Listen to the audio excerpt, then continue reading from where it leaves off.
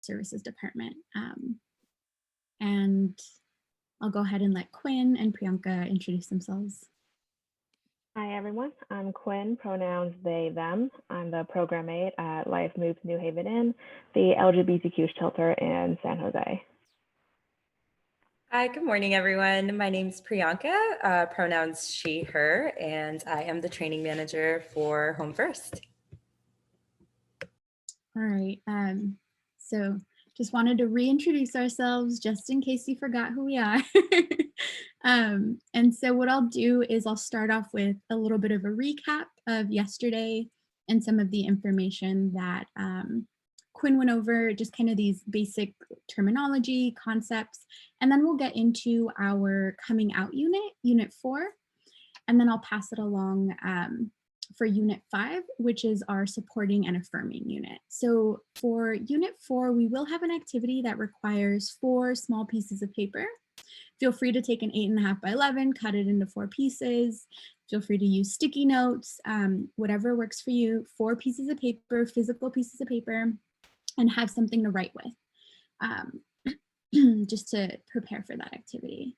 But for now, let me go ahead and share my screen so we can start with that recap.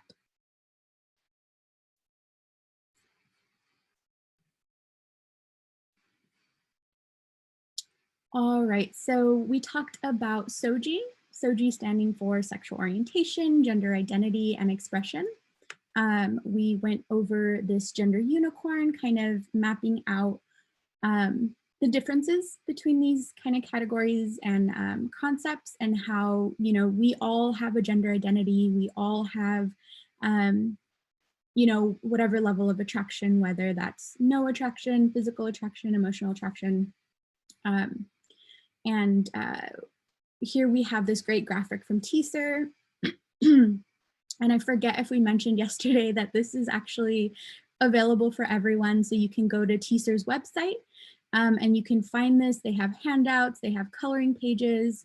They have a nice interactive version of this online, and you can kind of toggle around the different lines there and kind of plot yourself accordingly. And it's just really fun to kind of see if something you want to revisit every year, or an activity that you want to do with folks. It's great to kind of see what our SOGIE looks like for ourselves, and allows us a better understanding of the nuances and how that might look for other folks. And really, you know, what we mentioned was, you know, we're not expecting anyone to come away with this with terms and definitions memorized.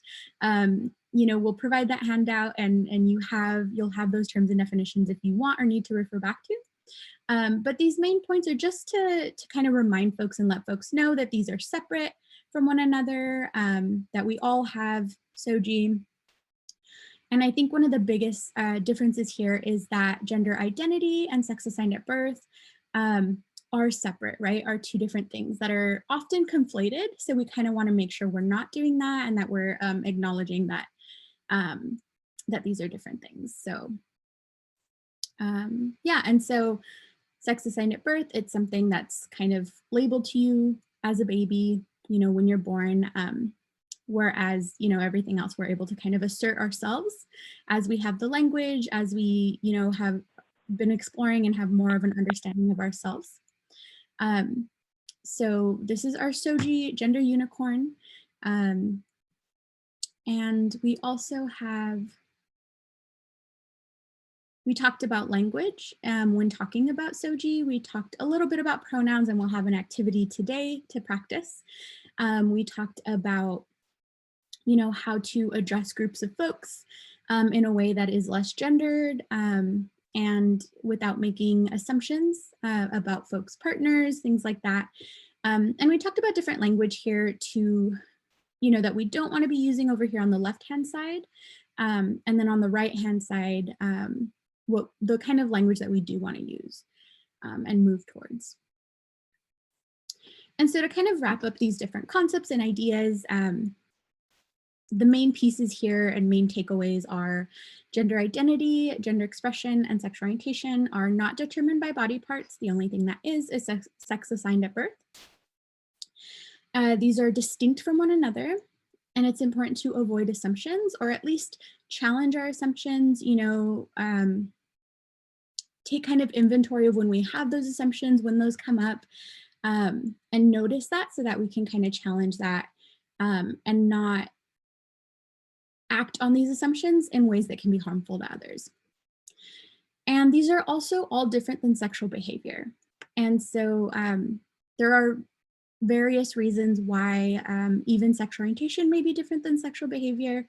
So just wanted to remind folks of that before we jump into our next unit. And then for the coming out process for this unit, our objective here is to describe and define the coming out process, its significance, and to remind folks that this is an ongoing, lifelong process, right? It's not a one-time event. It's something that folks are continually having to kind of go through. And so we'll define coming out as the process of acknowledging one's sexual orientation and or gender identity to oneself and or individuals in their life. Yeah, and again, it's a lifelong, sometimes daily process. And it is one of these kind of developmental tasks that LGBTQ plus folks may need to complete that non-LGBTQ plus peers would not, right? And so that's kind of the main premise and reason why we have this whole unit dedicated to this and to better understanding of it for folks that may not have that experience or may, benefit from diving deeper into that. And this is really important when working with our clients because it's often assumed that the default is cisgender, straight, and really we don't know that, right? We would be assuming that. And so we want to make sure that we're treating any and all of our clients in a way that is open and affirming because we never know who is or isn't LGBTQ plus, who's out or isn't. And we want to make sure to keep that, keep building that rapport and that trust and safety with our clients. All right, and we will go into our activity. So for this piece, I am going to ask folks to bring out those pieces of paper. And I'll give folks about a minute to get those 4 pieces of paper and something to write with. And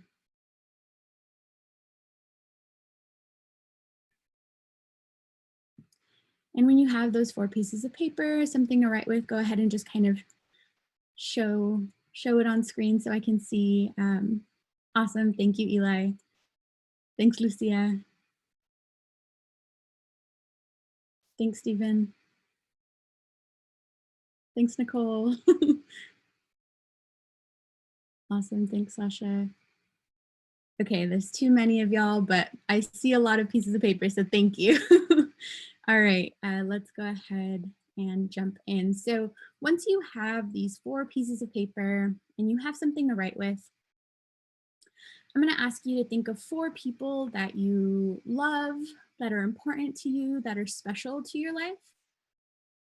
And each of those pieces of paper, you'll write one name. So you should have 4 pieces of paper, each with one person's name, and you'll have 4 names in front of you. So 4 pieces of paper. On one side, you'll have a number, 1 through 4. Each piece of paper will have a number. And then on the other side, each piece of paper will have a name. And if you're going through and you can only think of 2 or 3, feel free to, if you want to include pets or, this could be family, friends, just folks that, that you love, that are important to you, that are special in your life.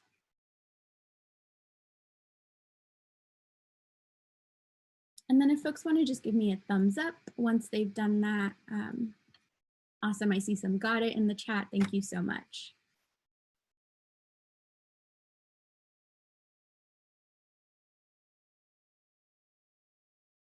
All right, and then when you have these 4 pieces of paper, you have these 4 names written down, think about why you chose these. So you have 4 people that you've chosen. Was it because of the love that these people or pets give to you? Is it the influence that they have in your life? Is it the support that they provide? And so just think about that for a little bit.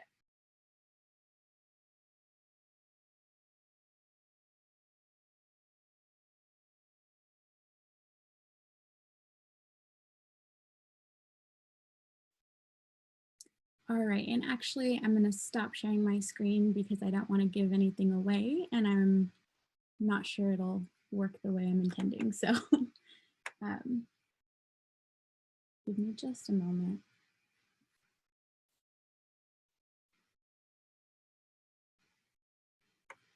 All right. So everyone has 4 pieces of paper, numbers on one side, names on the other side, and you're thinking about the role that these people have in your life, the importance, the love, the support that they provide. And then I'm going to ask everyone to have those pieces of paper with the name side facing up, and you're going to pick one piece of paper. Doesn't matter which one. Of the 4, just pick one.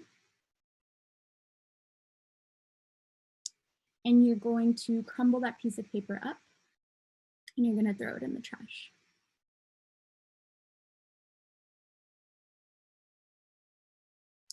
All right, and with those 3 pieces that you're left with, go ahead and turn them over so that you see the number but not the name. If you want to fold them, that's fine too, just so that you're not seeing the names of these last 3.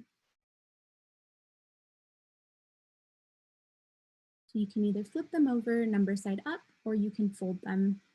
And then I'm going to ask you to pick up one of those 3 pieces of paper, and without looking to see which name is on that paper, crumble that one up and throw it on the floor.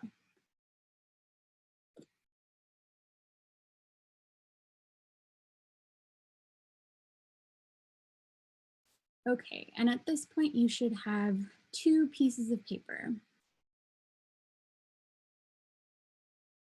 And you should be able to see the number. If not, if it's folded, just pick one of them. If you can see the number, pick the lowest number, the one with the lowest number on it, and crumble that up.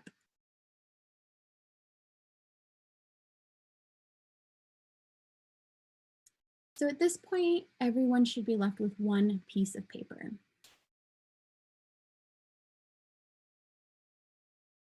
And so here is where, you know, we might think about how fortunate we are to have 1 person left in our lives to count on. And you can go ahead and unfold that remaining piece of paper. So this exercise is about loss, and it's about understanding how much people have to lose when they come out as LGBTQ because of the bias and the rejection that they may experience.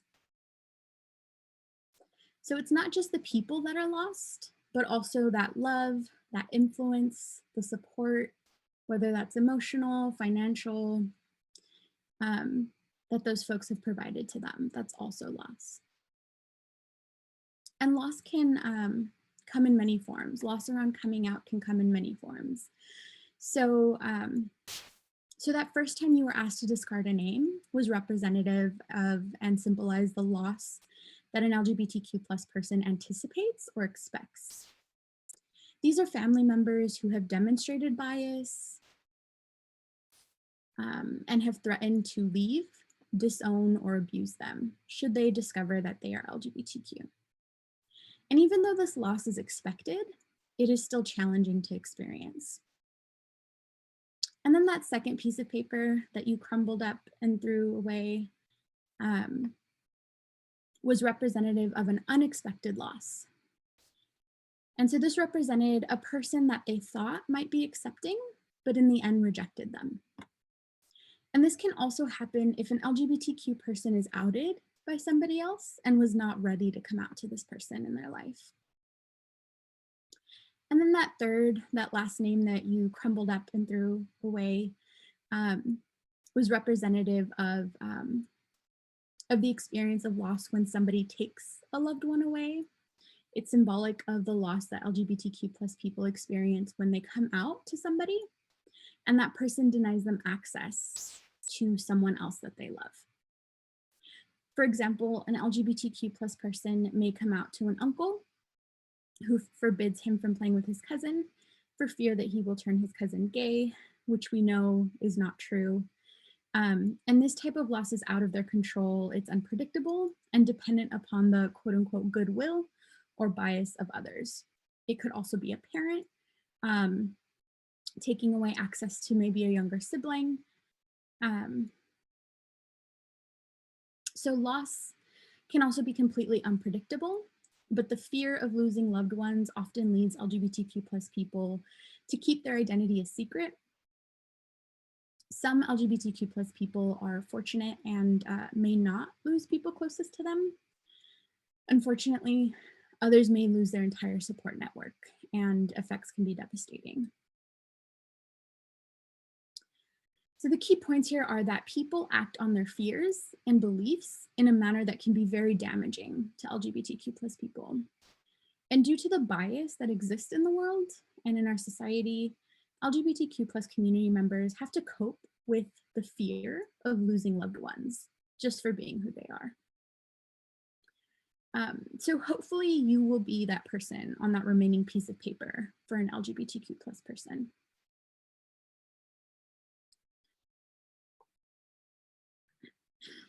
And so I'll go ahead and share my screen again for this last piece of the activity.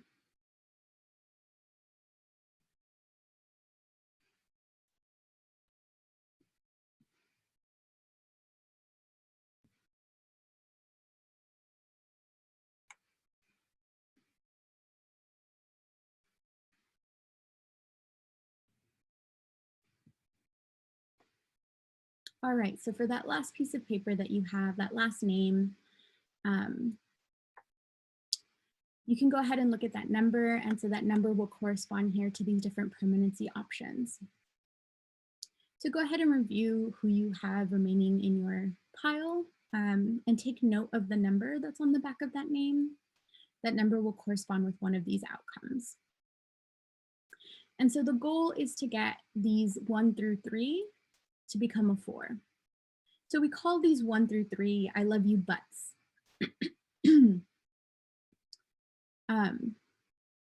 And so for this first example, a place to stay in an emergency, but no emotional support. This may look like an LGBTQ plus person needing a couch to crash on for a couple of nights in a dire situation, but during their stay, this person does not want to discuss what led them to needing emergency housing, what difficulties they may be facing more broadly, and what support they may need to survive and thrive.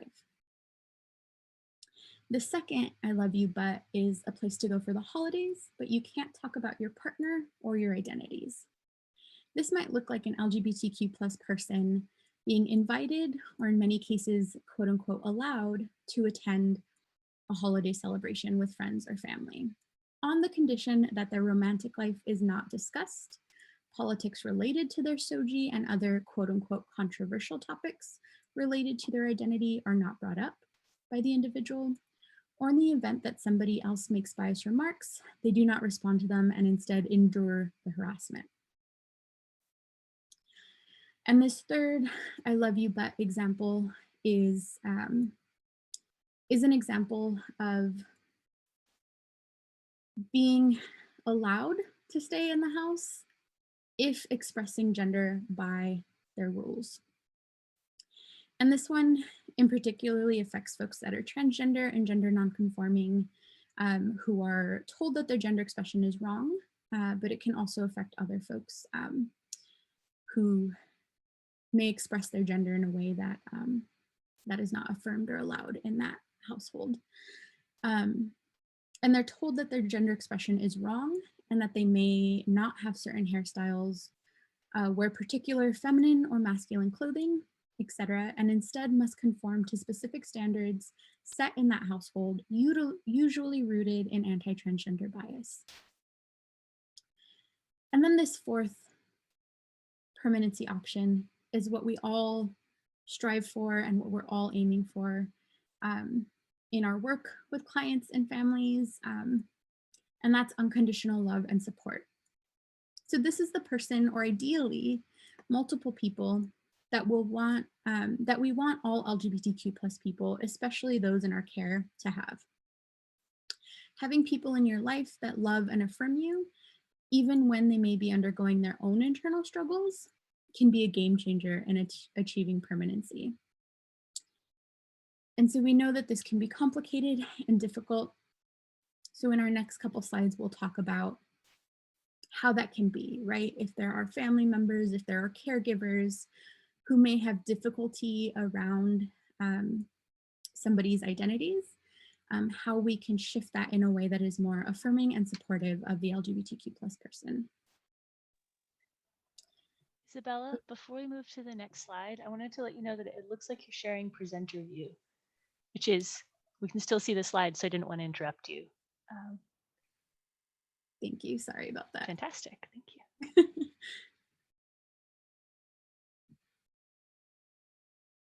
Oh, I saw some of those shots now, thank you. All right, so before we move on, I just want to get a sense from folks about how that felt. How was this activity for you? What came up? And feel free to unmute and share or type in the chat.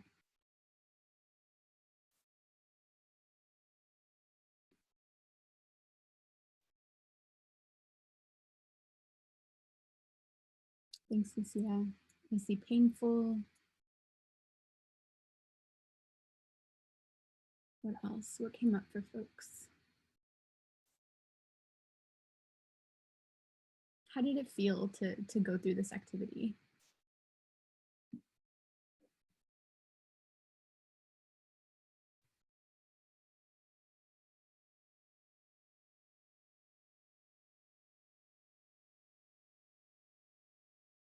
Eye-opening, uncomfortable, traumatic, always a difficult activity, felt lost.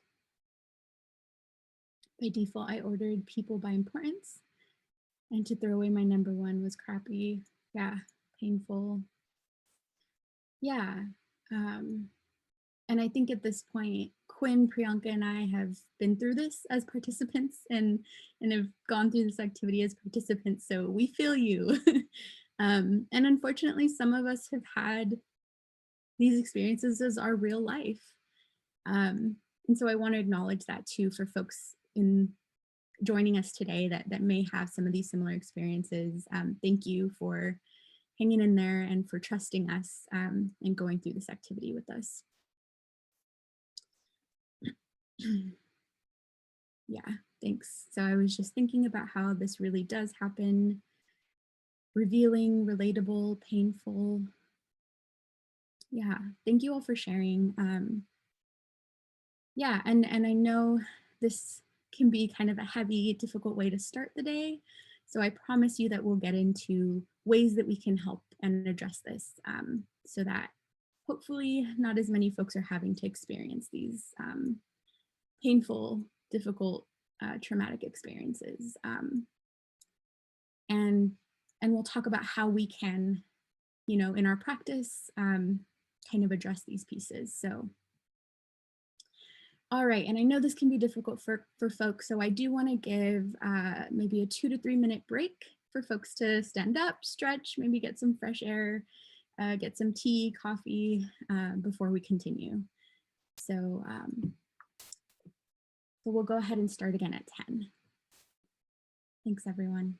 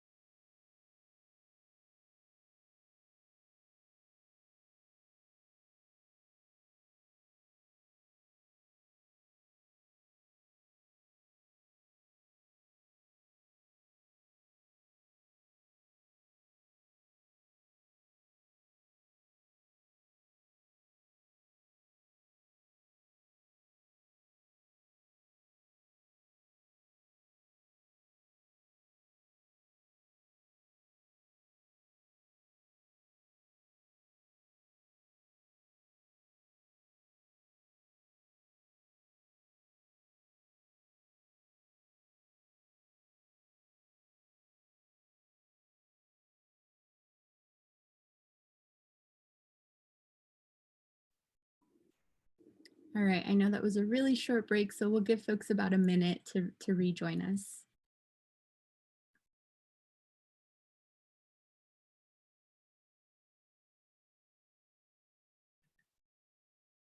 Thanks, Nicole.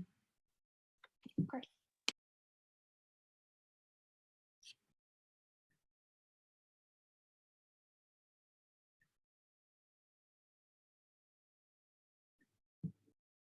All right, so I was just reminded that we have a really amazing panel coming up, so I am going to get back to the content so we can get to that panel. And I know, we may have to rush through this content, but there's definitely a ton of trainings available. A lot of this information and research comes from the Family Acceptance Project. And we do have full day Family Acceptance Project trainings available every month. So if folks want to dive a little bit deeper into that, we're more than happy to share that information. But just as kind of a quick run through of some of those findings, we'll go ahead and talk about challenges and benefits of coming out. So some challenges are fear of losing loved ones, fear of rejection and judgment, fear of losing vital resources, fear of violence, bullying, internalized bias. And some of the reasons individuals may not come out or may choose not to come out include all of this that's just listed over here on the left. So these are all reasons why somebody may choose not to come out, and all of these challenges are valid reasons why folks may not. But we also know that there are benefits, or there can be benefits should folks choose to come out. And so if folks come out, some of the benefits that we've seen are empowerment, increased self-esteem, a sense of wholeness and strengthening relationships, as well as reduced stress of hiding. And sorry about the background noise.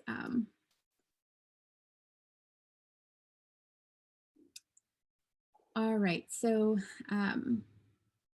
I just want folks to kind of take a second to think about this and think about maybe friends, relatives, folks that they may know, even in, public celebrities, right? And reasons why they may or may not come out. I know there's been some recent examples, and you can kind of read those statements and get a sense of maybe their process and kind of how and why they've made those decisions, and maybe how difficult that could have been, right? Or the challenges faced in that process. All right, and then I will talk about, in this slide, we have some rejecting behavior. So this is the research and data that comes from the Family Acceptance Project. So there is an opportunity for a full day training to kind of go deeper into this. And it's a really great training, but we can give more information on that outside of this. So here, the premise here is that, we can't change, it's difficult to change an entire person or their values, or beliefs, but what we can focus on here is different behaviors and the effects of those behaviors. And for the most part, folks' values are rooted in things like love and support. So we want to center on that, and then kind of bring attention to these behaviors that can be rejecting and have these unhealthy outcomes for LGBTQ+ folks. So we see blaming, shaming, excluding, and name calling as some examples of rejecting behaviors. The Family Acceptance Project has a ton of free flyers, pamphlets online with a lot more examples of rejecting behaviors and accepting behaviors.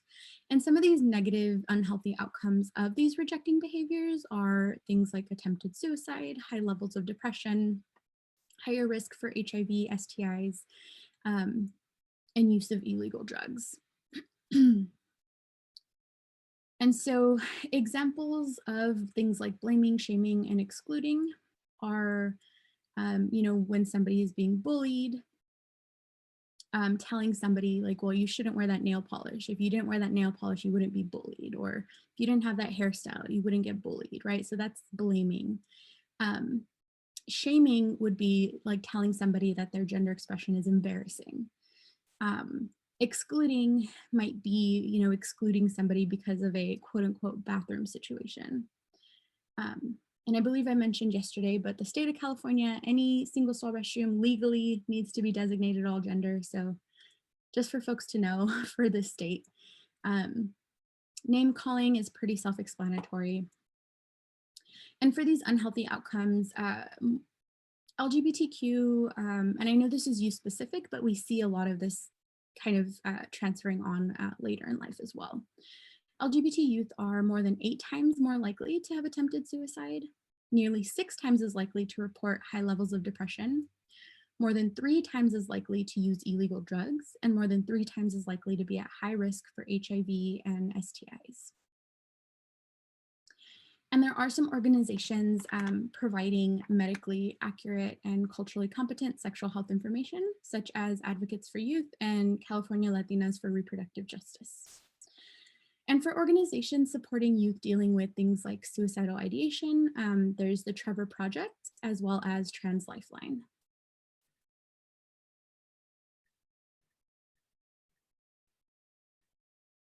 And then we have accepting behaviors. So the other side of the coin, right? Requiring respect, so not allowing other folks to, and this could be a family member, could be a colleague, right? But not allowing folks to call this person derogatory names is an example of accepting behavior of requiring respect. Support, taking the LGBTQ plus person to events or providing them with LGBTQ plus specific resources. Advocating, so intervening when any bias or harassment is occurring. And then we see expressing affection, and this is more when it comes to like a caregiver role, but we know that this is really important in positively impacting healthy outcomes for LGBTQ plus folks. And then the positive healthy outcomes of these accepting behaviors are higher self-esteem, having closer family relationships and closer relationships with friends, believing that they can be happy and healthy, and just better overall health, mental, physical health. And before I move on, I see in the chat, thank you, Alicia, there is a link in the chat to sign up for the full day Family Acceptance Project training for more information on this. And then here, we just want to kind of present this, how we can work with somebody that's conflicted, so a conflicted caregiver or parent, and how to leverage that conflictedness in a way that can lead to positive health outcomes rather than negative health outcomes.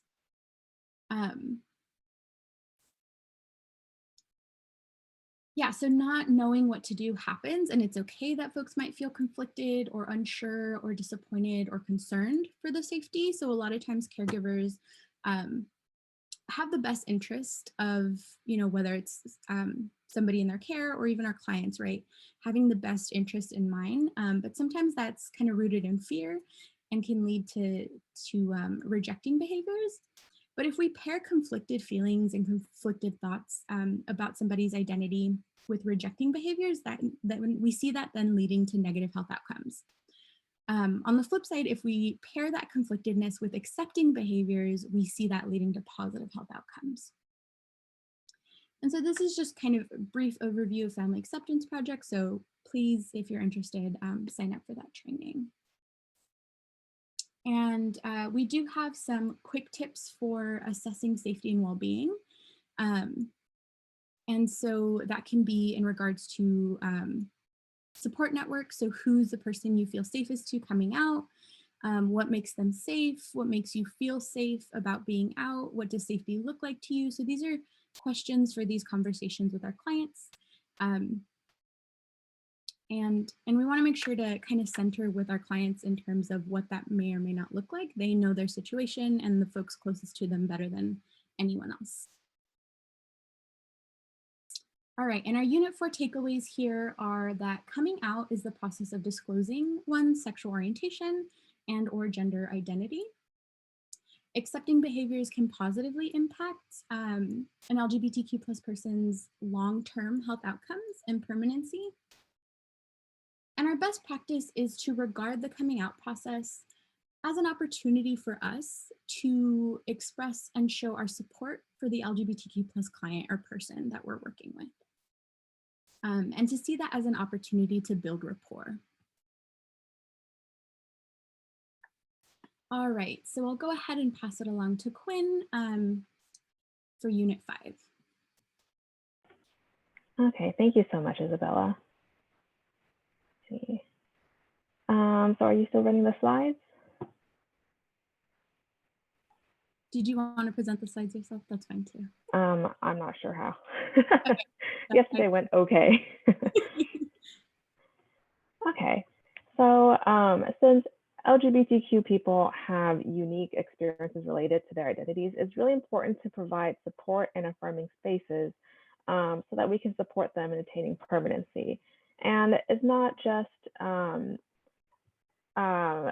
experiences related to their LGBTQ identity, but experience related to all the intersecting aspects of their identity, like race or disability, immigration status, all those other conflicting or compounding factors that may make it more difficult for people to attain permanency. As we have been made well aware this year, race plays a huge role in American society. The proportion of, let's see, how do I say this? The people who are, I guess, most murdered, the LGBTQ people who are most murdered are trans women of color.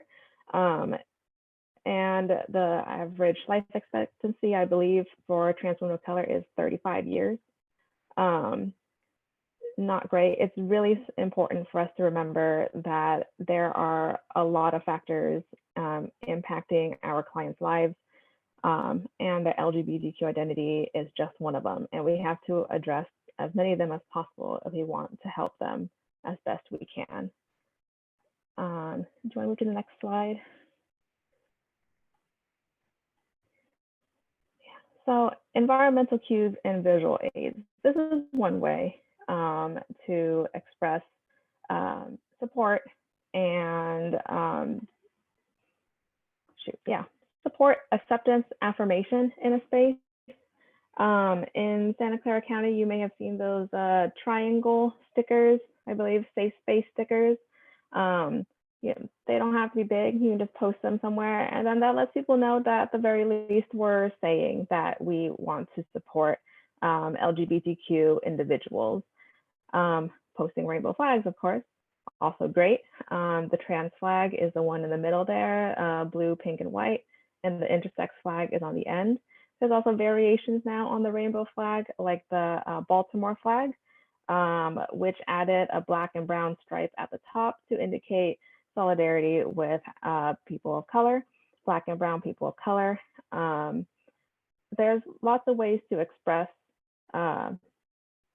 visually some support for LGBTQ individuals.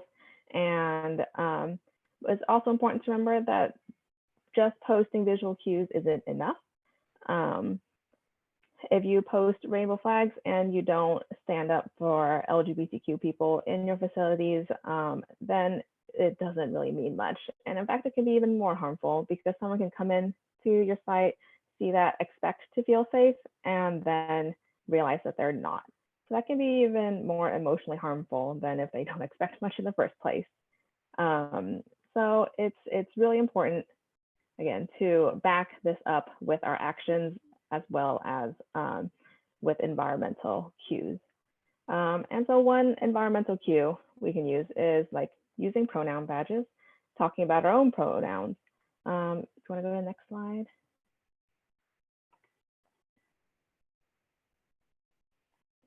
So this is a simple, pretty simple, straightforward way of expressing acceptance of people, introducing ourselves with our names and our pronouns. At New Haven, we have pronoun badges that all the staff have and that clients can pick up and use as they feel like it. And so that's just a simple way for everyone else to know how, like, oh, this is how I address this person, this is how I respect them. And also to let people know that, like, this is how we do things here. It's modeling good behavior. So we can start practicing sharing our pronouns now. Maybe you can type in the chat, your name, your pronouns, one value you bring to this work. And for bonus points, you can also change your screen name.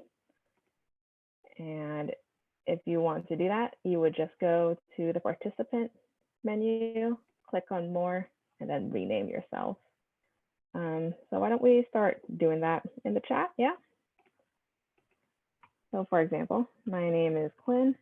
My pronouns are they, them. And one value I bring to this work is compassion for everyone.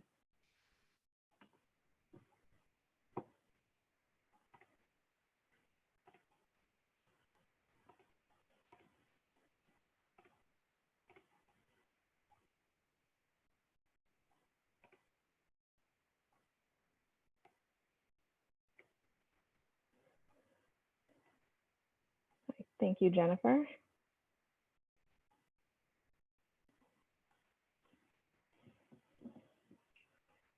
Quinn, would you like me to read out some? Sure. Okay, I am seeing kindness and happiness as a value. My name is Jennifer. My pronouns are she, her. I bring empathy. I'm seeing empathy again. One value I bring to this work is support and empathy. Lots of empathy, which I love to see. Mixie brings happiness and love. Ruth brings compassion. Justin, he, him brings partnership. Carlos, he, him brings understanding. There are many more, but thank you all for sharing. That's lovely, everyone. Okay, so that was really brief, one way of expressing support for someone, but now we're going to get into some slightly more complicated methods. So let's talk about what happens when we see, what do we do when we see an instance of like disrespect, bias in our workplace with our clients. So the first example is if there's an appropriate comment or question. Now, appropriate doesn't necessarily mean like unbiased, right? It just is more of a expression of perhaps like ignorance or like an honest curiosity about what's happening, because we're all at different stages of education. We all came into this training at different stages of education, and hopefully we're leaving it with a little more experience on how we can best support people. But not everyone gets to go to these trainings. So lucky us. So what's the best way to deal with appropriate comments and questions? Like maybe someone is seriously asking, like, do we need to talk to this client about safe sex because she's a lesbian? Sincere question, not the greatest question, but that's because we know better. So what do we do? First step is to validate the good. So that would be acknowledging the sincere, the question, the curiosity, and that they're trying to be informed. So we could say that, well, I think it's good that we're asking, like that you're asking how we can best help this client with regards to any sexual activity she may or may not be engaging in. And then next step is to clarify. So we should ask this person, like, what do you mean by that? Are you asking about whether lesbians inherently have safe sex? Are you asking about what kind of safe sex or what kind of sex education should be offered? That's the next part. We're trying to figure out exactly where the miscommunication is. And the next step after that would be to educate and inform. to the best of our ability. We may not be, we may not know everything. Of course, we don't know everything. We may not know the best way to phrase things, but I don't think we should worry about that. We should just worry on actually educating people. It really depends on the person and what level of understanding they're at. So you have to look at them, talk to them, and know like where they are in their level of knowledge and experience in order to educate them helpfully. So we could say that, well, actually, it turns out that everybody is at risk of STIs and STDs, regardless of sexual orientation. And we should be offering this to everyone because, you know, as a fact, LGBTQ people are even more likely to catch STIs, STDs because of the lack of education. So that's one way to educate and inform. And the last step is to encourage. According to ask more questions, continue seeking information. If you are the person with the knowledge, feel free to share with them and be like, thanks a lot for asking. And now we know how to proceed with this. I'm really glad you asked. Here are some resources to look further into this information and see, like, find the resources, find the education, learn how to talk to your client, your coworker, etc., about the issue. So that's how we can educate someone who is asking appropriate comments and questions. Yeah. Did anyone want me to clarify a part of that? Any clarifications? So far, so good. Okay. So now we're going to move into are we going to move into a role play, a practice?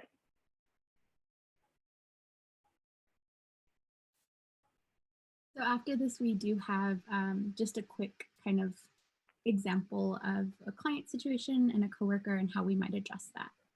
Okay, so we'll do the processes first, I guess the techniques to intervene, and then move on to quick role plays. Yes. Yeah, sounds about right. Okay, so these are opportunities to intervene. So these are inappropriate comments and insults. These are, I think, sometimes easier to tell. When something is inappropriate, you can always, use tone of voice, slurs, helpful way to tell whether someone's being inappropriate, biased. So there's also some, there's more subtle ones. Like, is this ignorance or is this bias? Personally, I give the person the benefit of the doubt and I assume that they are simply ignorant of what's going on. And their reaction to that can either lead to more opportunities to educate or to an opportunity to intervene. So when you see negative behavior or comments, you need to intervene immediately. Like, name the hurt or bias and describe the harm. So this might not be, you might not be able to walk up to people and just be like, please don't express any anti-gay bias here due to the societal discrimination against LGBTQ. That doesn't necessarily resonate with people necessarily. It might be more helpful to just say, it's not okay to hurt people based on aspects of their identity at all. We don't do that here. That's a sentence I use a lot at New Haven. Just letting people know that this is not how we do things because it is harmful. And that's often the simplest way to get things across to people. They might not yet educate or understand, which is the next part, but now they know that this is hurtful. So educate and inform the commenter to the best of your ability again. So we might not know, right?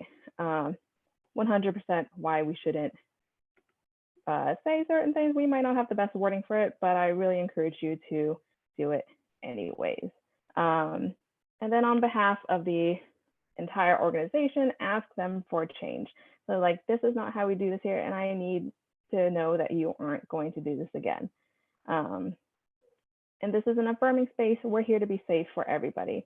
So for example, maybe you have a client who says, why is that freak over there wearing a dress? That's so weird. And so you would intervene with the client, be like, that's not an appropriate comment to make. You are hurting this person based on their gender identity and or gender expression, which is none of your business, frankly. People may do this for various reasons, and then you can describe, some of the things we learned earlier about gender identity, gender expression. If they have the time, the space to talk about that. I pull people aside during this time because no one likes to be like totally called out in the middle of a public space necessarily. So I would let them know, like, this is, let's talk one-on-one. Let me explain to you why we don't do that here. And then if they're making this comment in front of a lot of people, just let everyone in the environment know too that this is bias though, and we don't do this here. And educate the individual yourself, probably in private, so as to not shame them necessarily. That doesn't help. Puts people on the defensive, and then they don't want to learn from there. So we need to make sure that they, at the very least, understand that they probably shouldn't hurt other people, and that this is a form of hurt, and that they should stop doing that. And so this is how we back up our behavior. Our visual cues with our behavior. This is how we support our clients. So here we are doing a scenario, practicing, intervening, and advocating. So you're in a client meeting when a colleague continually misgenders your client, Eli. Your colleague has been made fully aware of Eli's name and gender and pronouns, but continues to use the name and gender marker listed on documents. So this person, your colleague, is fully aware and knows, but they're not changing their behavior to match that. Are we breaking into individual groups to try it? So we can just have folks share Okay. or unmute. Okay, so let's talk about what would you do?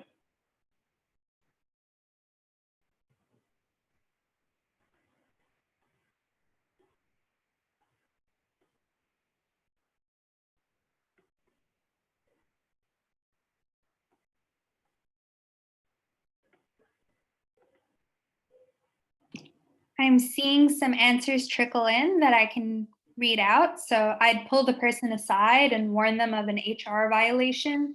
I'd correct them and educate them, lead by example.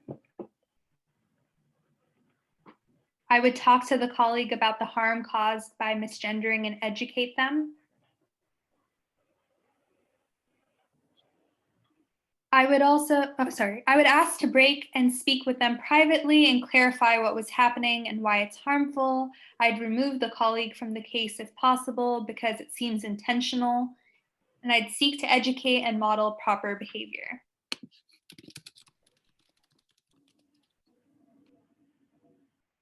Yeah, education modeling is also really great to do.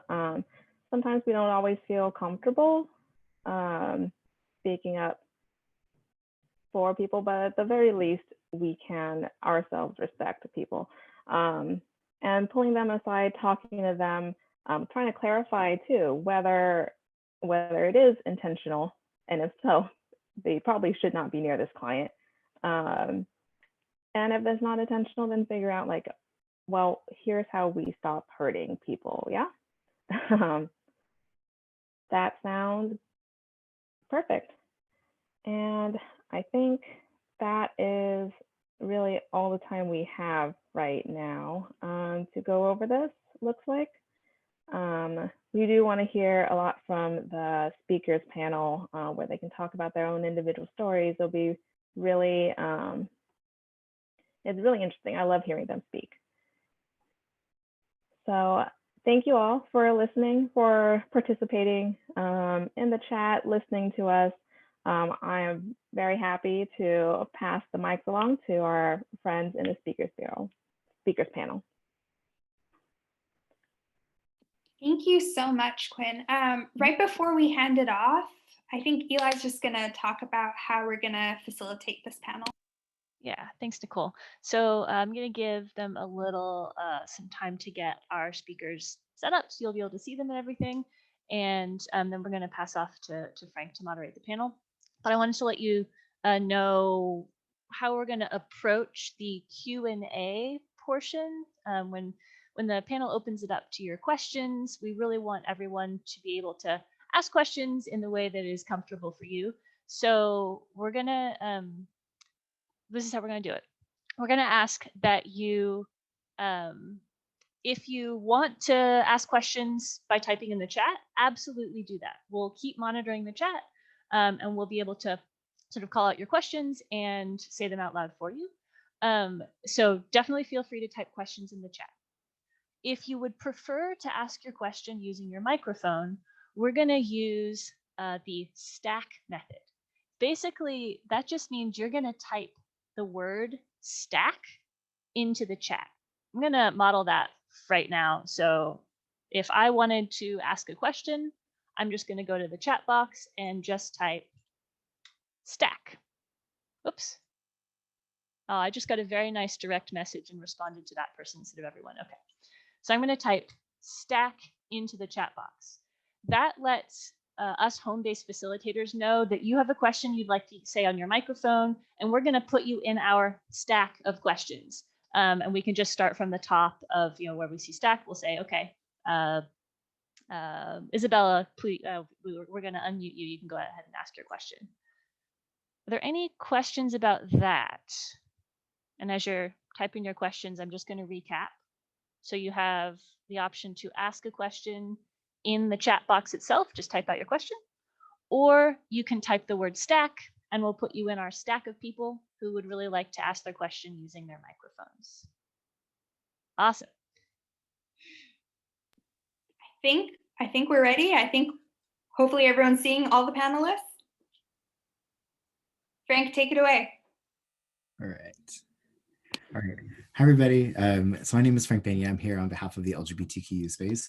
I have with me today the Speakers Bureau, and which we'll get to in a moment. But I want to just let you know about the U Space. If you haven't heard of us, we are located downtown San Jose, and near Original Joe's. I feel like everyone knows where Original Joe's is at. So we're located downtown. We once served as a drop-in center, although it's kind of hard to imagine drop-in centers now. So I'll kind of tell you what we did pre-COVID and then tell you what we're doing post-COVID. Pre-COVID, we served mostly 13 to 25-year-olds that identify in the LGBT community and their allies. It really is just a big community center, pretty cozy. It offers free clothing, some snacks, arts and crafts. We have computers, a little queer library, AC, a big cellar. And we also offer support groups of multiple identities and activity-based ones as well. We have individual counseling and also psychiatry services as well. Since COVID, we have shifted to an online platform. Everything's online, and so we only have a few groups that are meeting online, but we've also added some more activity-based ones. So we have Minecraft is one of the really popular online things we've been doing, and so our young folks really love that. So that's kind of what we've shifted to. It's been a tough adjustment for everyone. I think the participants are really feeling the Zoom fatigue, I'm sure, as you all are as well. So it's been a tough transition to that, but we're making the best of it. And so hopefully, I think after after we are out of their purple tier, we will be going back to having some in-person social distant park meetups, just to kind of get off the screen a little bit. So yeah, so we'll go ahead and shift over to the Speakers Bureau. I'm happy to answer any questions. If you want to message me, Robert put the website in the chat. All of our contact information is on there, and anything I've spoken about today, everything is on there as well. So the Speakers Bureau, they'll go ahead and share their stories. We have 3 speakers, and they'll, I just ask that we hold questions until after they're done speaking, and we can go ahead and take it away. I believe Robert is going first. Thank you. Hi, everybody. I'm Robert Marks. I use he and they pronouns. I'm 36 years old. I'm going to give you like a little tiny bit of background about me and who I am, and then we'll move on to the next speaker. I identify as a queer man, although my gender identity is in flux right now. I'm not totally sure how I feel, but for most of my life, I identified as a queer man. I knew I was queer at a very, very, very young age. Like, it was not okay to be gay. And I can remember trying to be straight as hard as I can. I can remember literally like saying, okay, Robert, if you can have straight thoughts today, tomorrow morning, you're allowed to have gay thoughts. And you'll have gay thoughts for an hour tomorrow morning, and then you'll go back to straight thoughts. And that probably says more about like my type A controlling weirdness. But it also says a lot about like the society in which we live. And that all changed when I was 15 and went to a pre-college summer program that was away from my house, but still in Virginia. And there was this boy there who was just so cute. And I started having like dreams about him. And finally I was like, Robert, you've got to do something. And so I worked up the courage to tell him that I needed to tell him something. Not even what it was, just like, I need to tell you something. And then we were walking at night on the college campus, and I was like, I'm ready to tell you. And he goes, do you need to tell me that you're bi? And I just like had this moment of clarity where it's like, no, that's not what I need to tell you. I need to tell you I like you. Like that, the problem is that I like you. And he looked at me, he was like, what if that's not a problem? And then we had a beautiful, very short-lived 3-week high school romance until he cheated on me with the other queer person at the summer college program. And I realized maybe this guy wasn't the guy for me, but being queer and being openly queer was. And so I came back to high school. I told my girlfriend, because I had gone to that camp with a girlfriend, and said, like, you know, this is something I'm working through. I'd really prefer if it, like, I'm telling you, but I'd really prefer if like I could control this. And she was like, okay, that's great. And within a week, every person that she spoke to knew that I was gay. She told, I mean, like, she told her teachers, like that's the extent to which she told. She probably told her mailman, like she was shopping in the grocery store and was like, just so you know, I had a boyfriend, he's now gay. And so at the time that was really tough for me. And then it worked out to being okay because it meant that I had like a mouthpiece and I didn't have to deal with it. And I didn't have to deal with people's crappy responses because she kind of filtered them out. And so some people just cut me out, but I didn't have to deal with it. And so I've lived as an out queer person basically since then. I told my parents the night before we left for college so that if things went really, really badly, at least I was out of the house. And they actually were totally fine. My mom had no idea and was like, it doesn't make any sense to me at all, but we love you no matter what. And my dad looked me in the face and said, of course you're gay. I've been telling people you were gay for years, which is like, if you know my dad, a very funny, great response and not a terrible response. And so cut to now, I am a professor at San Jose State University. My work focuses on queer and gender nonconforming young people and the way they navigate, survive and thrive a world that is not set up for them. I'm happily married to a man who's downstairs on his own Zoom calls because that's how the world works. And I am happy to talk about basically anything. I also am Jewish, if that's something that people are interested in talking about, like the intersection between faith and religion. I'm happy to talk about that too, as I did have like a Jewish queer wedding. And I think that is me. So I'd love to pass the mic to the next person. Hello, I'm Blake. I'm 32. My pronouns are he, him, his. For my gender, I identify as a trans man, and then for my sexuality, it's a little bit more convoluted. I identify more on the asexual spectrum, as meaning like my desire, my interest in having sex is really low. There's another word of like gray sexual, which is kind of in between asexual and sexual. I don't know. I know I'm not straight. Probably a little bit demisexual with more of that emotional connection. If you have questions about it, I'm totally willing to answer those. I just know I'm definitely not straight. And so I'll just tell a little bit more of my my gender history. I find that a little bit more interesting for me. So I am 32. I've been transitioning since I was 19. As a kid, you know, I grew up in Sunnyvale, born and raised. I have a kind of a big family. Didn't know anything about trans people, didn't know the word. I kind of knew from the Maury Povich show when they would bring out people dressed in feminine clothing, and then the audience would shout out whether they thought it was a man or a woman. That's the only exposure that I had to it, and I knew that that wasn't me, but I knew that it was also something to be joked about. So I didn't really know anything when I was a kid. You know, I was raised around a lot of kids, and we dressed up. It wasn't that big of a deal. It wasn't until I got into school and they started to separate, like, this is the boys line, this is the girls line. I also started puberty pretty young, before they had the talk. So I just thought I had a cut. And so I went to school, and it didn't stop bleeding. So I thought I was dying. And I told my mom, and she was really excited. I also have an older sister, and so she was like, "Oh, you're gonna be a woman, like, this is so great." And I was terrified. I also went to school the next day and found out that my mom had told my teachers. So my teachers were like, "Oh, congratulations, you're a woman." And I was like, "This is terrifying." I also recognize that that's a my mom thing. That's not like an every mom thing that happens. And so from then on, like, I also developed very quickly. I was very top heavy. So there was a lot of hiding and a lot of layer wearing. I still didn't know. I just knew that I hated my body, and I hated anything that had to do with my body. I also started to like self-medicate my mental state. Um, Alcoholism, drug abuse, self-harm, suicidal ideations, anxiety, depression, all of those things are in my story. And I started to drink really early so that I can numb my body and numb my thoughts, so I didn't have to go through any of that. So high school was really tough. I graduated high school, I started going to college, and there was when I actually met actual LGBT people.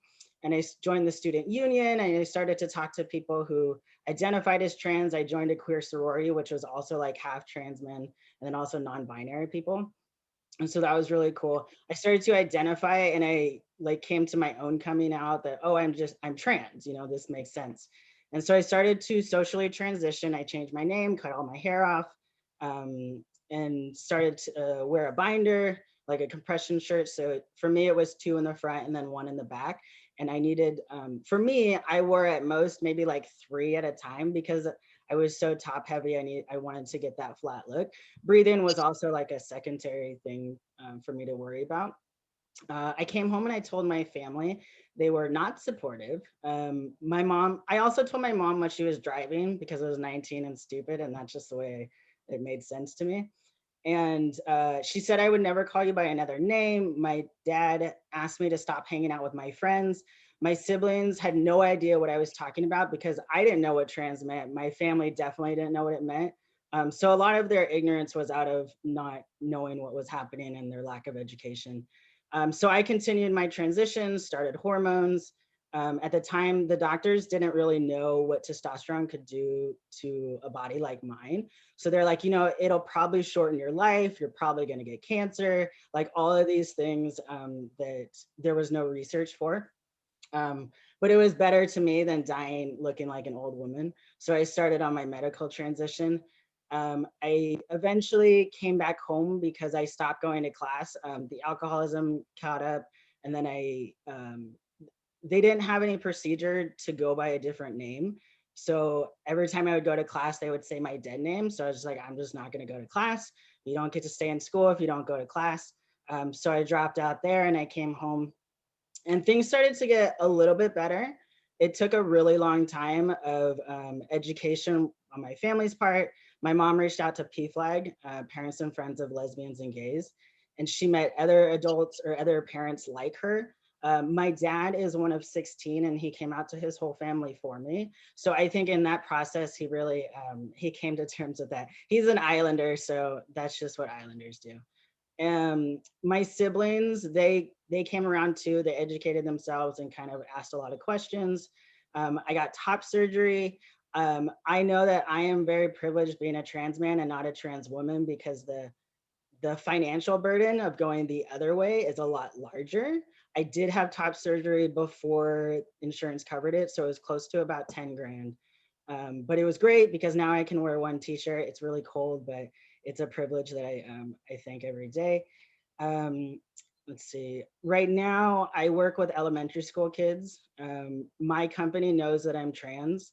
I don't hide it. I volunteer in the community. I work with like foster youth also. And so I'll answer any questions. I've also done the legal transition separately because rules change over time. So I've gotten my name change and then also my gender change. Yeah, if you have any questions about anything, I'm not embarrassed. So yeah, thank you. Hi, everyone. Thank you, Blake. My name is Angie, and I use she, her pronouns. I just in the chat put a zine actually about asexuality that explains and defines some of the different terms that Blake was using. And I will caveat that it is several years old, so some of it may be out of date. I'm sure it is likely out of date at some point, but just to give you kind of like a baseline introduction. So I identify as a 35-year-old Latina queer woman. I identify as cisgender, and I guess my kind of journey in the queer community has more been around my sexuality. And I actually identified very staunchly as straight for the first like 25 years of my life. This is pretty easy to explain once you kind of hear how I grew up. I grew up in like the very stereotypical conservative, homophobic, xenophobic, religious household. And I know those things don't always go together, but in my case, they did. And I was basically like taught that sex was dirty and bad outside of any context that wasn't married, heterosexual, Christian, procreative, basically, and vanilla, pretty much. So, yeah, so my whole like kind of identity development growing up. And like once I got to college, my identity crisis was more just around identifying as a sexual person, period. Much less having any deeper understanding of like who I was attracted to or who I wanted to be in relationships and things like that. And I was very much influenced and kind of conforming to heteronormative standards, not just of like being in like cis straight relationships, but also kind of conforming to those gender roles that, you know, Robert mentioned earlier as well. And so I had a couple like long-term boyfriends in college and into my 20s. And it wasn't until I basically broke up with the last one that I started questioning my sexuality. And so that was when, like I said, I was 25. I lived in Washington, D.C. at the time, and I was living and working out there. And so I had the enormous privilege of geographic distance from my family. I'm from here in the Bay Area. And I also had the privilege of just like financial independence, relatively speaking, however independent you can be at like 25, I guess. That, you know, I didn't worry about housing. I didn't worry about like, you know, getting kicked out of my house or rejected by people I lived with and made to feel unsafe, or, you know, I lived by myself, like things like that. So I could kind of come and go as I pleased and really had a lot of like freedom to be able to kind of start to explore this side of me. So, and if I can back up a little bit, like when I was in graduate school, I went to the University of Michigan and I did their allied training program. And that was really my first introduction to a lot of the terms and concepts that helped me later understand my sexuality. So even just the idea that things exist on a spectrum, you know, that there is like basically binaries are dumb and useless for no one. I mean, well, they can help for like categorization, I guess, but like they can be very harmful also, and very like erasing of people who don't feel they fit neatly into those binaries. Um, and so, yeah, I guess I joined a community like coming out group, I guess, through this organization called Whitman Walker Health in DC. That's like this, community nonprofit for the queer community in DC. And it was really helpful to hear people from like the ages of like 18 all the way through like past retirement age going through the same like questions and thoughts and feelings that I was having at that time, because I kind of felt late to the game, to be honest. Like, I worried that, like, oh my God, like, I've been through college and grad school and this didn't hit me until now. Like, and, isn't this something that you're supposed to go through, like, when you're in high school or junior high or, like, but then if you look at it, it's like, well, I was raised in this super sex negative, very oppressive household. I wasn't even allowed to watch Friends growing up because there were lesbians on the show, which is like, they were such minor characters, like Ross's ex-wife and her new wife. It's just like ridiculous now that I've actually watched the whole thing. And then I was like in relationships with guys. And so it was just kind of like, of course I wouldn't have been able to come to this realization because I didn't like, you can't become what you aren't aware of. Like, you don't, if you don't know what's possible, you're not going to know the options that are available to you and kind of the range of possibilities of how you can live your life and identify and be authentic in who you are. So I was really appreciative to have the support of my friends at that time, the support of, that coming out group. And fast forward, I guess, what is it, like 10 years later now? And I am happily married to my wife. And we live in East Palo Alto with our 2 cats and our 2 dogs. And we do want to have kids, like, and that's a whole other kind of interesting angle, is like, as a recovering straight person, basically, I thought that what it meant to have kids and have a family was going to look very different for me.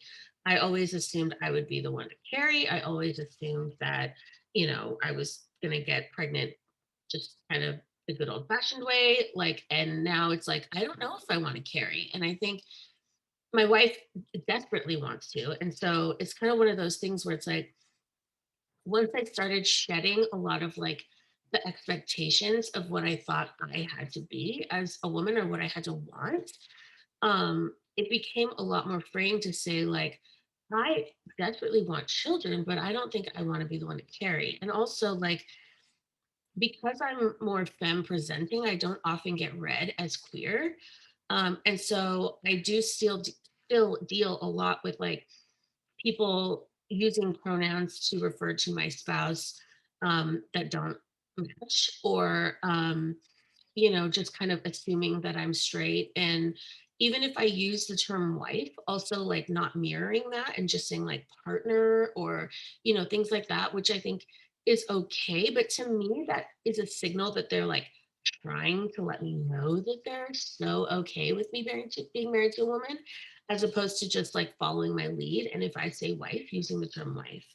Um, so anyways, I think all that to be said, like, it's been interesting also letting go of that straight privilege and realizing like the very real financial, legal, and logistical barriers that people face when wanting to start a family in a queer relationship, or in any relationship, where maybe like biological conception is not possible. So I'm also an open book, happy to answer any questions. So thank you.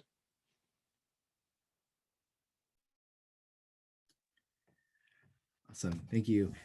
So we'll go ahead and open up for questions. We will do the stack method. This is the first time I'm hearing and / doing this, so thank you, Eli. That's a cool idea. And then I always just like preface, like the speakers are not speaking for the whole community. They're not ambassadors. They're speaking on their own personal experience. So just keep that in mind when you're asking your questions. They have the right to pass on questions, although I've never seen that happen. And we have some pretty well-seasoned speakers here, so I'm pretty sure you'll can't ask something that they haven't heard before. So we'll go ahead and open up for questions.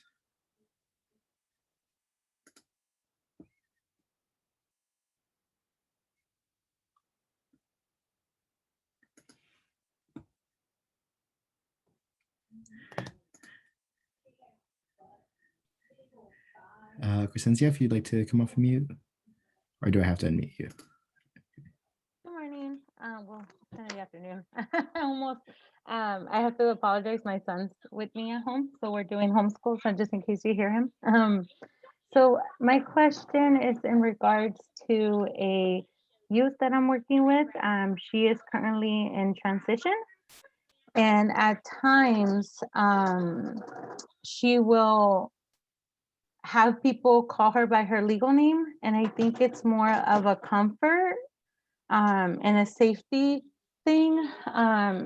So I catch myself correcting people a lot and then realize after that she's the one that said that. There you go. There's Erin. Baby, hold on, okay? So I just want to know, how do I go about that when I'm over here correcting people and she's letting them know, no, it's he, this is my name. And then I'm like, no, it's she. So it's that weird in between, and I don't come out aggressive towards my staff when I'm like, don't do that. Like, you know, so I hope that makes a little bit of sense.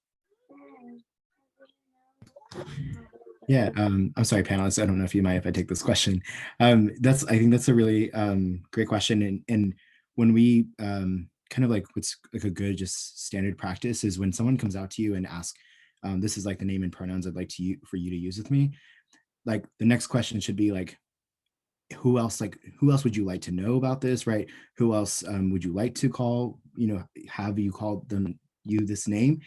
Because sometimes like when they come out to you, that doesn't mean everybody else, right? And so I think it's really nice of you and sweet of you to like have like that good intention of like wanting to correct other people who are misgendering this person, right? But sometimes maybe they feel really safe with you and maybe not safe with maybe their parents at home or somebody else.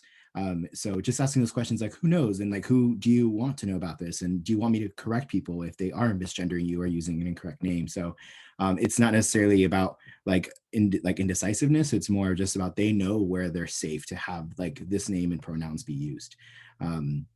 So that's just a good standard practice going forward with youth who are coming out to you, not even trans, but also just like queer. Yeah. You could be out to me and that's it. And that could stay here. And so just asking those questions. Thank you so much, Frank. I didn't even think about that. That's a really good point. It did take me a really long time to have her be really comfortable with me. So that makes a lot more sense because sometimes I do feel she's misread. So that makes more sense. Thank you so much for that clarification. That helps me a lot. Great. Okay.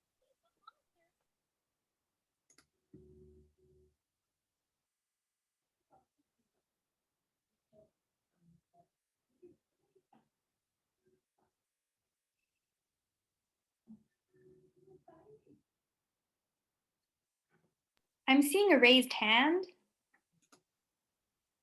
So Fabrizio, you can unmute yourself. Okay, sorry, I wasn't kind of confused on how to ask the question, so I raised my hand. Yeah, first of all, I just want to thank all you guys for speaking and sharing. I really appreciate it, for you guys being here and sharing personal information with us. I had a question for Blake. I'm not sure if I heard if anybody else worked with youth or children, but I know you mentioned that that you don't hide anything in your work notes and you work with youth. And I'm wondering, when you're working with youth, maybe how is working with the parents, or have you met any resistance there, or or how much information do the children know, and kind of maybe that type of stuff. I don't know if that question makes sense. Sorry. No, that makes sense. I'm not out to the kids that I work with, but I just recently changed schools, but I was out to my like the school staff the principal and the vice principal, and then also the psychologist. And then I volunteer with foster youth, and they know because I specifically ask for the trans and non-binary kids to work with them. So they know specifically, and I'm a CASA, so I got reached out to because somebody specifically asked for somebody who is trans. But the kids, I did work at a school in San Jose, and they knew what trans was. I don't remember what kind of context it was in, but it was just like they taught it to them in their health classes, or whenever they have the week where they learn about their bodies and their emotional states and everything like that. I haven't seen too much backlash from that. I also haven't seen a kid socially transitioning in school. I just put it out there so that if it does come up as like some sort of a resource, but I haven't had to deal with it. But yeah, just the adults know. So. Yeah, I was just wondering more about like, if they knew or the parents knew, if the parents have talked to, stuff like that. I know sometimes that happens for various reasons, not just, this scenario. So.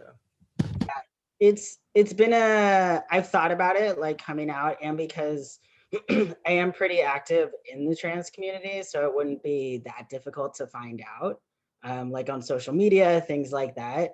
The only time that I've talked to a parent about it was when I went to go get my gender change, and the clerk there, she was a parent of some of the kids at the school. And she was very professional about it. She was like, oh, I'll tell them that I saw you, but I won't tell them why. So that's the only interaction that I've had with it, but it's kind of a risk that I'm willing to take to be out about it. Thank you.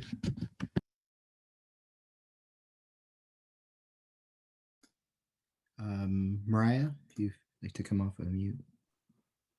Hi, I want to echo everyone's thanks for sharing. And then I work with survivors of violence, and it hasn't come up yet, but I'm just preparing myself on where's the boundary. I also identify as queer, of like talking about like if somebody were to ever ask if I was queer, if they were queer or within the community somehow, where's the boundary of like being able to talk about that in a way that's supportive and makes someone feel in community, but focusing on their needs. And I'm just curious on how you guys navigate that if it comes up, like where you're like not, like you're sharing community, but not focusing on you in that way.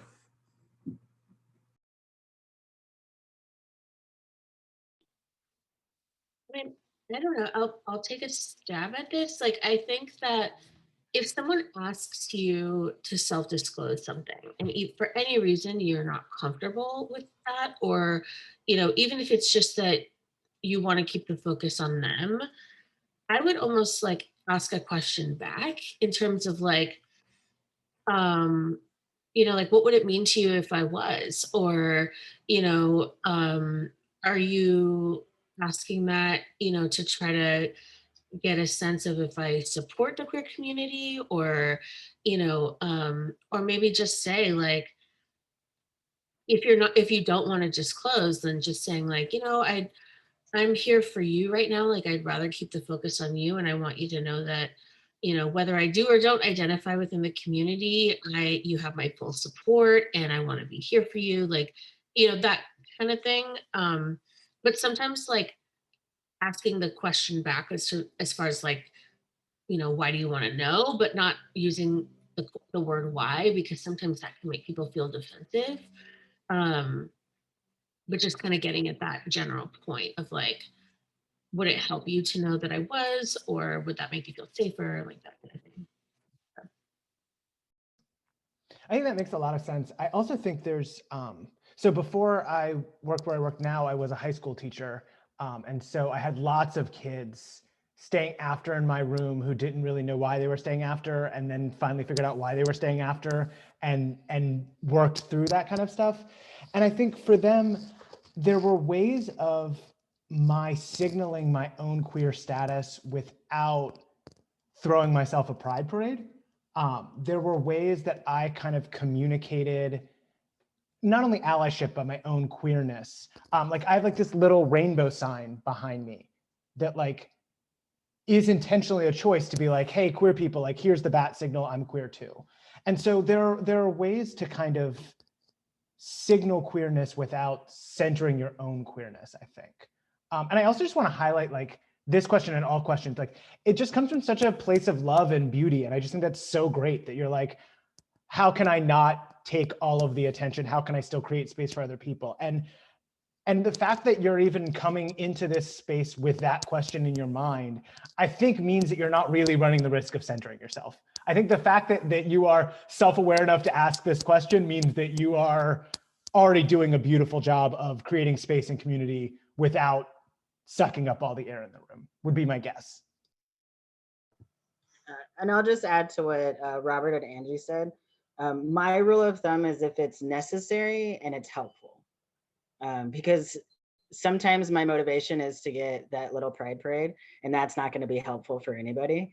And then also, along with what Robert was saying, language is really big because kids, they can hear, you know, and you can't always tell that they're listening to what you're saying. So like, even when I'm speaking in class, I don't say like boys and girls, you know, I use very like gender inclusive language, you know, talking about even like for picture day, when kids are wearing dresses, I'm like, oh, I was gonna wear that today, but I decided not to because it's cold. You know, something that like, that the kid who needs to hear it is gonna hear it and they're gonna appreciate it.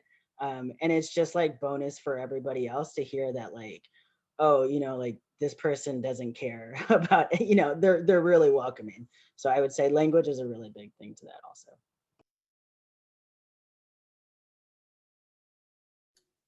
Angelica, I think I saw you had a hand up, if I remember correctly.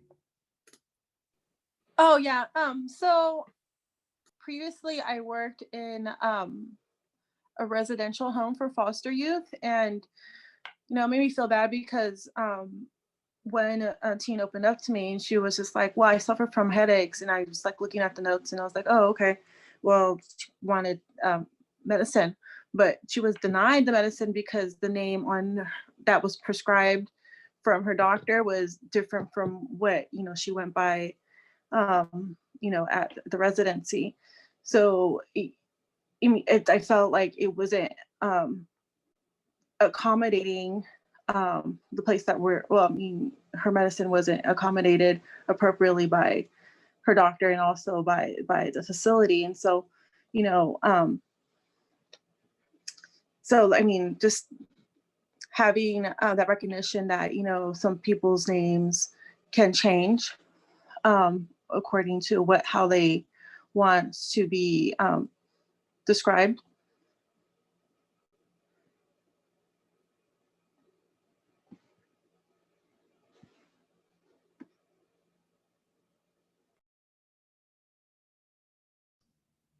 Yeah, and I think that like what you're raising is this idea that we need proactive practices that enable people to identify as they are.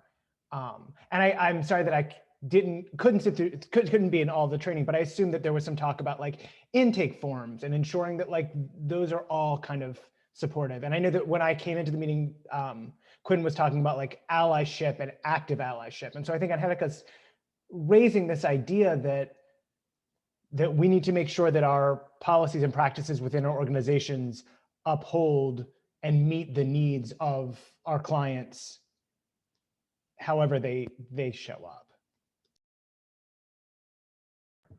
Yeah, and then I'll just speak to the trans side of that also. You know, being in the LGBTQ plus community and then also being trans, like it's like I have built up, I don't know what it is. If I get misgendered or if I get denied because of something, because I'm trans, like I can deal with it because I've been transitioning for 13 years. And sometimes I can't because it's just, it happens over and over and over again. And sometimes I just need somebody who's gonna like pick up for me so that I don't have to constantly fight for myself.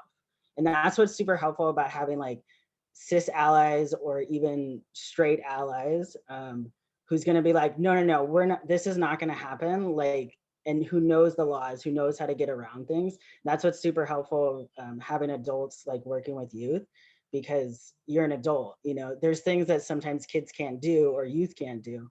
But I think it's really cool when you know that something is wrong and you can fight for that person. That'll also put you in really well with the kid or with the youth, because it's really tiring always having to defend yourself and being like, it can be really lonely, to feel like nobody else is going to fight for you.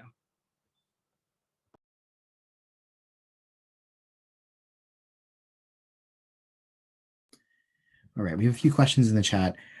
So one here says, I'm queer and I work with TAY population in the criminal justice system. Many of the adults that I work with are around my age. And there are times where there is conflict between me wanting to assist those through all their experiences, but I'm unsure if it's beneficial to share my own story.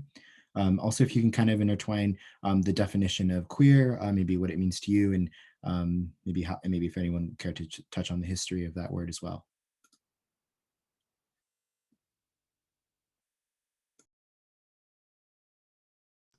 So I can start at the end and talk about how I use the word queer for myself. And I think what Frank said at the beginning about highlighting that this is like one person's experience, because I also see that Ty put in the chat a really good definition of queer, which is also not necessarily exactly how I use it, but is very helpful. So for a long time I identified as gay, and then I just like realized that I was also attracted to people who do not identify as men. And so that label didn't really make that much sense. And it felt like it wasn't accurate anymore.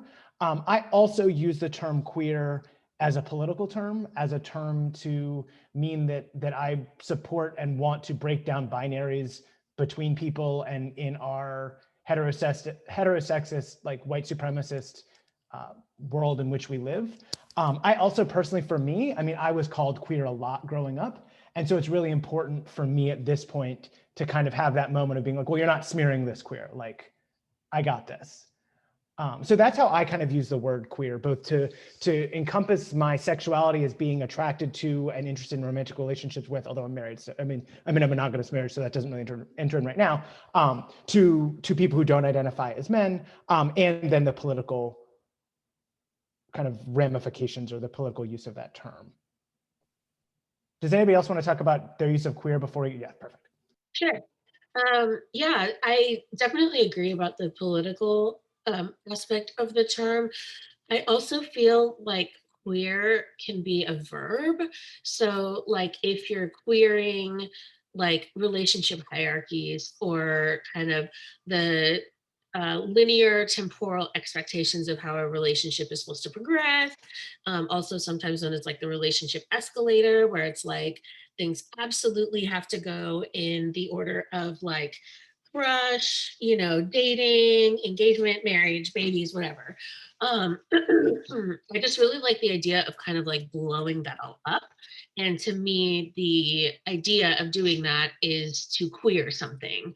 And just to kind of basically say like, the hell with your norms. Like I am going to live, you know, how I want to and in a way that is true to myself. And if that happens to conform with some kind of societal expectation, like for example, getting legally married to my wife or something like that, then, you know, okay, like I recognize there's a long history behind the institution of marriage, that could be, that is problematic and could be reason to not get married.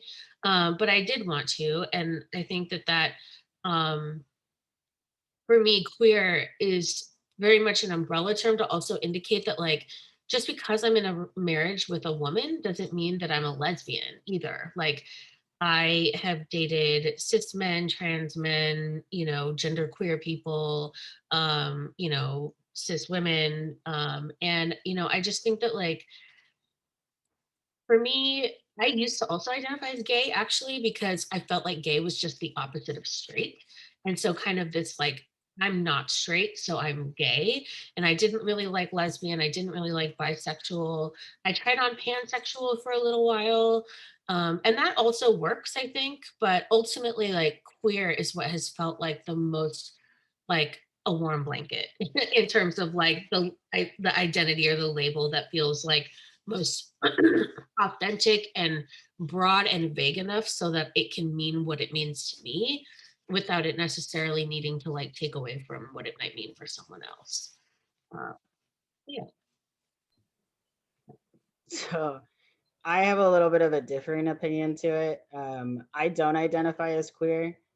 For me, queer is less of an identity and more of like the political, social, all of those things. When I started to transition, there was just the 4 letters, maybe another one. And I know what it sounds like, but at this point, like, there's so many words for everything. When I say gay, I just mean not straight. And that's my own definition of it. And that's, there's so many words to me that mean the same thing, but it's different to the person that is identifying as that. And honestly, like when I meet people, I'm not just like, hi, I'm Blake, I'm trans, I'm also gay, but this, that's only for this context. I just say I'm not straight, like, and that's fine with me. I do see people that identify as queer, and that's totally fine. It's just too broad for me, and I'm simple, and I like to just stick with the words that I've already had. Yeah. I appreciate that, Blake, because I think like, oh, sorry, Robert, I didn't mean to cut you off. But yeah, I think it's so valid that like it is going to resonate very differently with different people in the community. And there are still some who, because of its history as a pejorative slur, don't feel it's appropriate to use or feel uncomfortable with it in some way. And so I like the kind of idea that it can mean whatever it means to folks and people can choose to pick it up or not. And yeah, Sai, I think what you put in the chat was a great jumping off point. And if you ask 100 different people in one room, you'll get 100 different answers as to what queer means.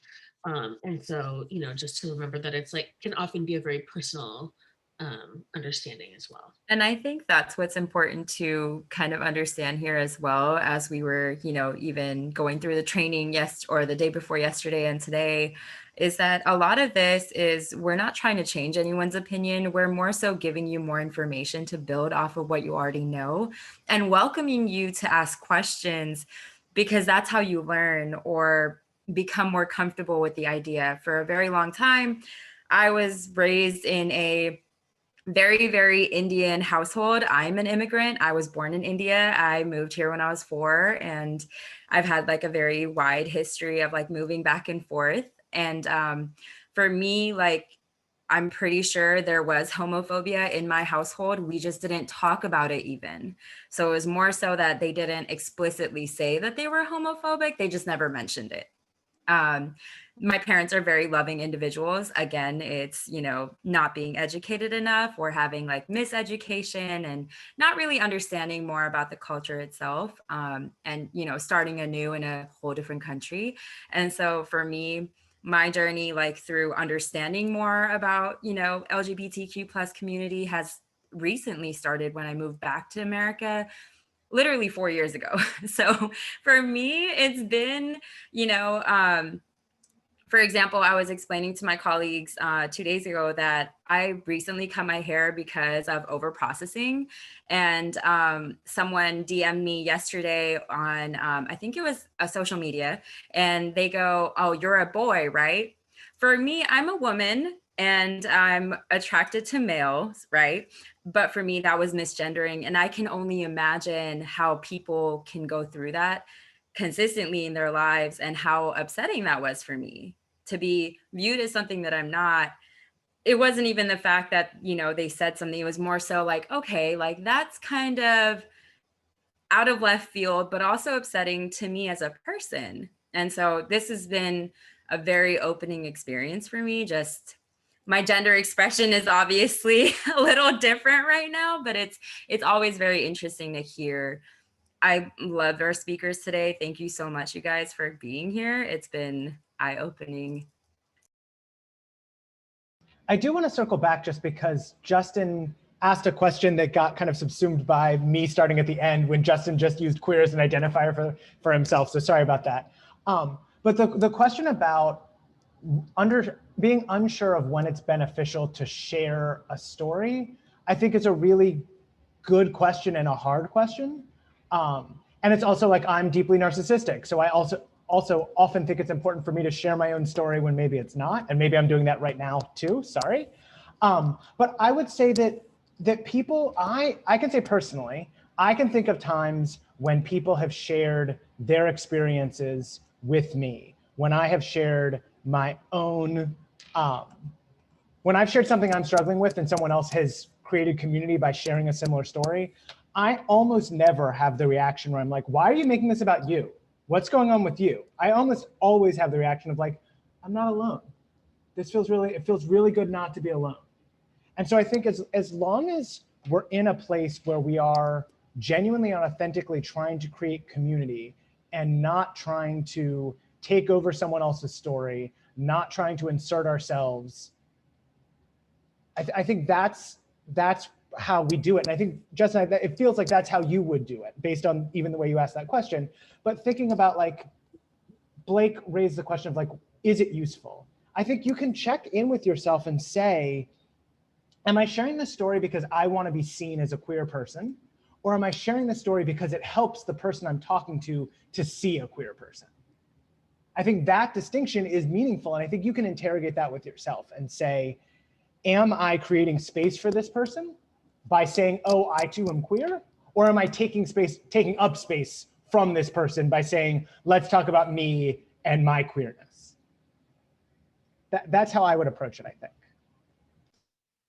Yeah, I love that distinction of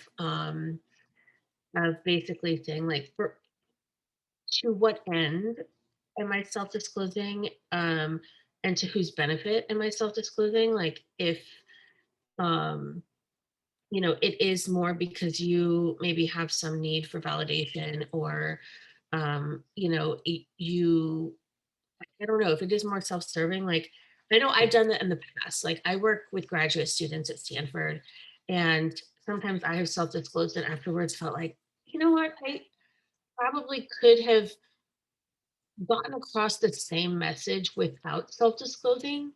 And so I actually have, like, almost made it like not a game, but like just a challenge to myself to, like, say what I would say otherwise without self-disclosing, and basically saying, like, how can I use my knowledge of self to still inform my what I say to them, or, you know, my answer to different questions or things that they might be bringing up, in a way that might signal that I identify in, but are ultimately not introducing my own personal details into the story. Because, you know, I know you, I think, was it Rob? Justin, you said that, you know, you work with the TAE population in the criminal justice system.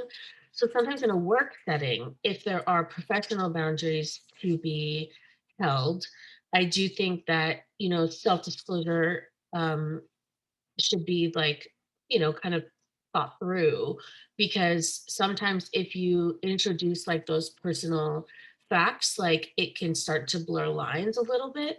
Um, and, you know, you might have a relationship with one of your clients that is strong enough that you know that it's not going to go down that path. Others, however, I have found, at least, you know, even with working with graduate students who sometimes are older than me or my age, you know, it can cause this, like, false sense of intimacy, or like we're heading down the path of, like, friendship or something, when it's like, you know, really, like, I have a job to do, and that is why I'm here to help you. And I don't want that to kind of get muddied. And so that would also just be, like, another consideration of mine. And I think, with the very, very brief like counseling training that I have, like I really like the challenge of, like I said, just like still speaking from experience without naming that experience, if that makes sense. So that's just my personal.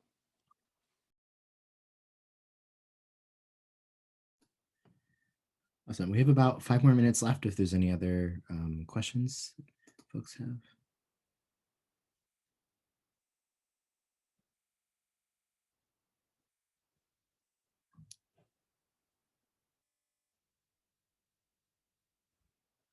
I do want to highlight what Fabrizio said in the chat about asking permission. I love that, where it's like, kind of like you would ask for someone's consent or permission before giving them a hug. Like if you're going to introduce this like personal like aspect of yourself to the conversation, just saying like, would it be helpful to hear about like a similar experience I've had, or, there's something I'm thinking of that, I could share, but, do you feel like that may be beneficial this time, or that you want to hear it at all? Because sometimes people will be like, yes, I'm so hungry for that. Like to Robert's point about wanting to feel seen and connected and not alone. And other times, they might just be like, well, it's okay. Like, I think I'm just more, looking for support, I remember I was in this like therapy, like group therapy thing where anytime you shared, you had to first indicate if you were sharing to get feedback, if you were sharing to get encouragement, if you were sharing just for FYI, like I don't want any reactions. And I really like that idea of like, maybe not in such a formal or structured way, but like asking questions that help you understand why the person is sharing and what they're hoping to get back from you. So it's like, in this situation, do you want me to just listen? Like, would it be helpful to offer some feedback? I never say advice, because advice to me is a judgment on what someone should do. And so that can lead them to feel like, if I don't do that, maybe they'll think I'm wrong, or, something like that. But yeah, so anyway, I'll stop there.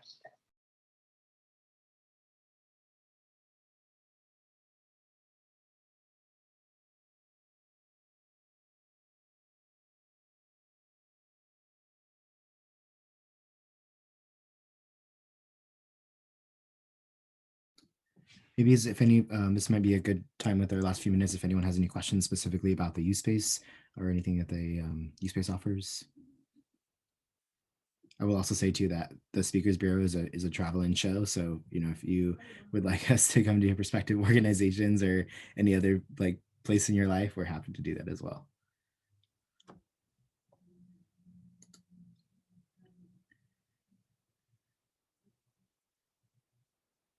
All right, great. So Jennifer, I'll leave it. It's up to the panelists, if they would like to share their contact information. I'll go ahead and put my email in the chat, and you're welcome to reach out to me for any trainings or panelists or panels. And then to address Gabriella's question, to sign up for groups at U-Space, most of them are drop-in because everything's online right now. We need to, like, folks will need to reach out to us first, and then we'll respond to them with the link, access link, just so we don't get like Zoom bombed. We just ask like for folks to either DM us on social media or send us an email. We'll get them the access link to that group. But typically, if we were in person, it would just be show up.